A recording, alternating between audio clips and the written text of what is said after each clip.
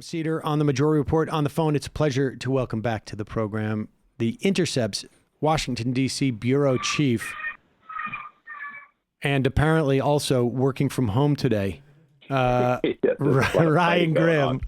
Hello, Ryan. How you doing? I'm doing all right. Pretty nuts. I think I texted you, I don't know, when was this? I guess Tuesday, to come on the program today, ostensibly to talk about the primary, race that's going on. And it seems pretty stunning how much that has dropped off in terms of coverage and just in terms of like in the forefront of people's minds in just these 3 days. Yeah, I was booked to go on CNN yesterday to talk about this primary. And as I was contemplating whether or not I even had the fortitude to walk through the Corona swamp that must be the DC CNN studio, they reached out to say we're canceling because we're doing, wall-to-wall coronavirus coverage. It just sounds great. Because also, if you think about the CNN studio, that's the place where you would have people who would drag themselves out of their kind of isolation chamber and into the CNN studio because they just can't resist being on cable television. That's going to be a problem for every politician and every anchor and correspondent who appears on Fox, MSNBC, CNN. How do you keep those places clean? Yeah, I was booked to be on MSNBC this morning.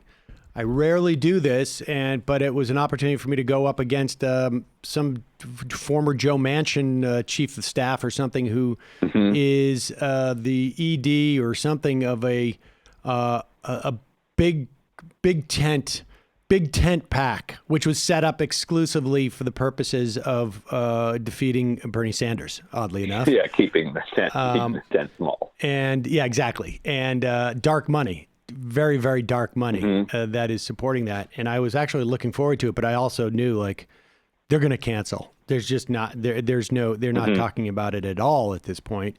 And to a certain extent, it doesn't feel like, right? I mean, from Biden's perspective, that's fine.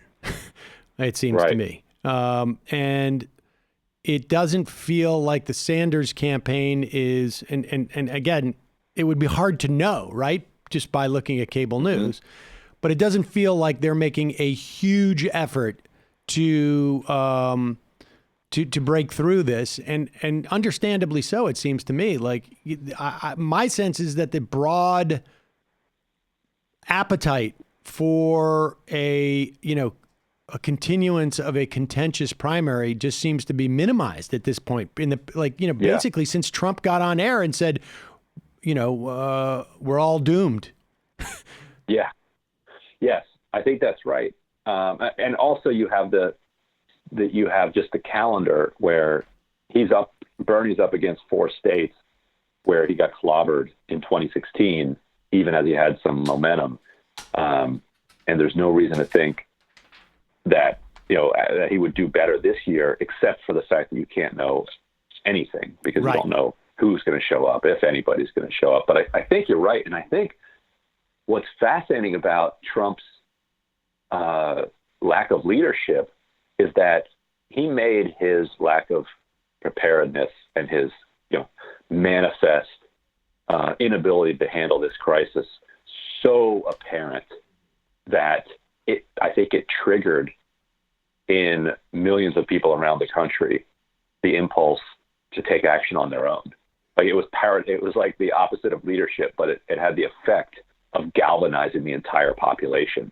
Because university presidents, the heads of the NBA, NHL, et cetera, the local leaders all realized in an instant, we are on our own. There is no leadership here. It really was amazing. It was like literally we're like everybody's on the on the Poseidon or We're all on, I'm thinking of the Poseidon Adventure, which of course is not the, but not a real boat. But we're all on this boat headed towards an iceberg, and the first time we hear from the captain, it's from a dinghy as he's like, going off, and everybody's like, "Wait a second! Oh man, we better do something here." Yeah. And it has been Captain doesn't have this. right. Captain doesn't have this. It was nice of him to come out and announce that. Like, I just want everybody to know, if you've been waiting on me, I just want to make it clear, like, not happening. But let's keep a little bit of focus on the primary just for a moment. So Sunday night, they're going to have this debate, right? And it seems to me, as far as I can tell, based upon both of their speeches. They both gave speeches. I thought Sanders gave an excellent speech in terms of like expressing how this whole scenario reinforces what his agenda is in something. Like this scenario is like explaining what the need for his agenda. Yeah. Biden came out and I think, offered essentially like, let's address this, narrow issue here and that narrow issue here. It was completely unambitious, but it was at least on brand for Biden. Too. On brand for Biden. And, at the very least, he wasn't, coming out and saying it was really the Europeans' fault. So don't worry about this. It won't hurt you. Foreign virus. Exactly. It's a foreign virus, so it doesn't count against me, so everybody's fine. It seems to me what we're going to see, and Sanders indicated even prior to Trump's speech that he was not, I think this was on Fallon, that he was not going to make the argument that Biden can't win. Did you pick up on that Fallon appearance? Yeah, I did. And there's some,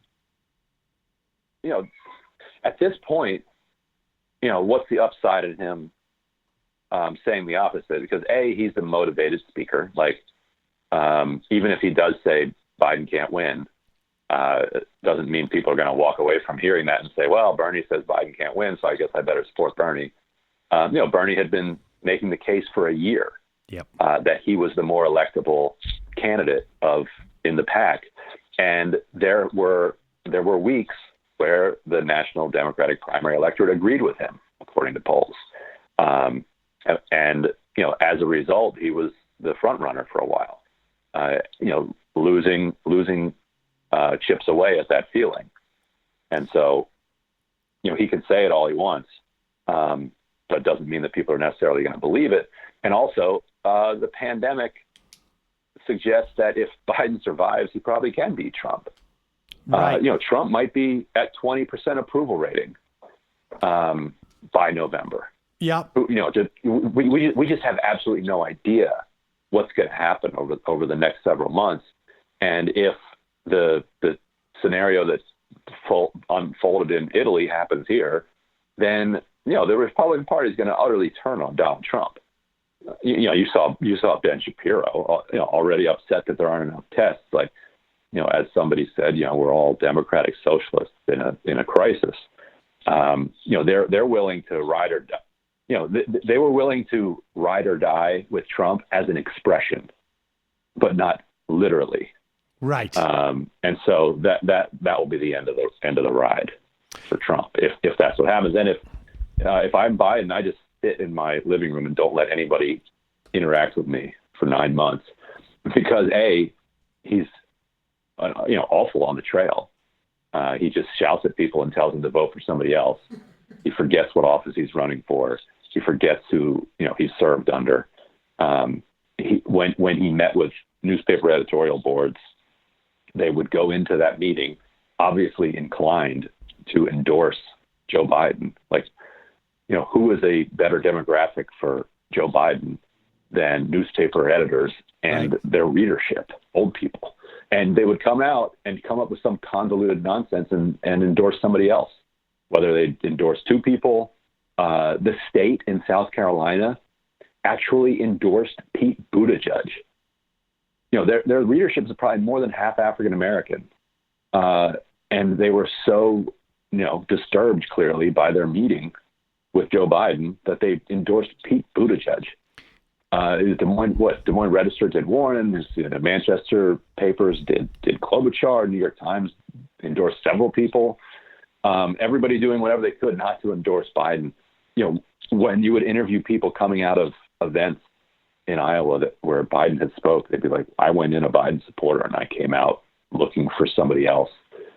So just politically, it benefits him to be off the campaign trail. Absolutely. But health-wise, it would too.